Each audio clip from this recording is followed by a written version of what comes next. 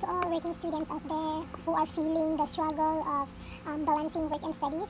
I know it's tough trying to juggle pareho ang pag-eskwela and ang work, but please know that you're not alone in this. And it's okay to feel overwhelmed sometimes, but don't let it consume you. Remember why you started this journey in the first place. Hold on to that motivation and let it drive you forward. Communication is a key. If you're feeling swamped, don't hesitate to reach out for help.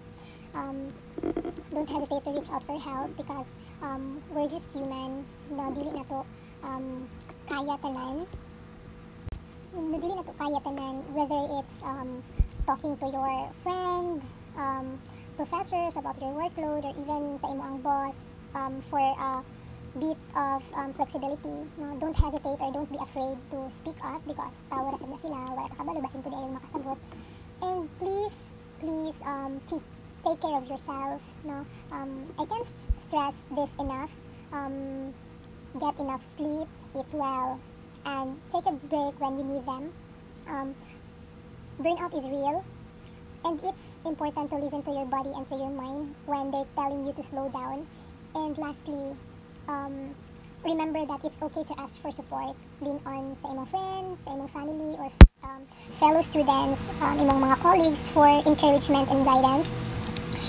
And before I'll end this video, as a working student,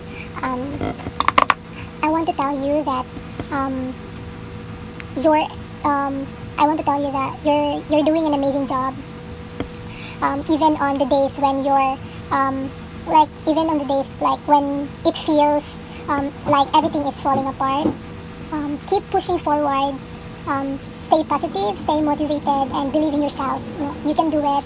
You just have to believe in yourself. If feel nimo dili mo to ang uban nimo, wala salig ang uban nimo, wala sila believe nimo, always remember that at the end of the day, you only have yourself. So dapat ikaw ang matuo sa imong kaugalingon nga mabuhat nimo ang pagtuo sa uban nga dili nimo mabuhat.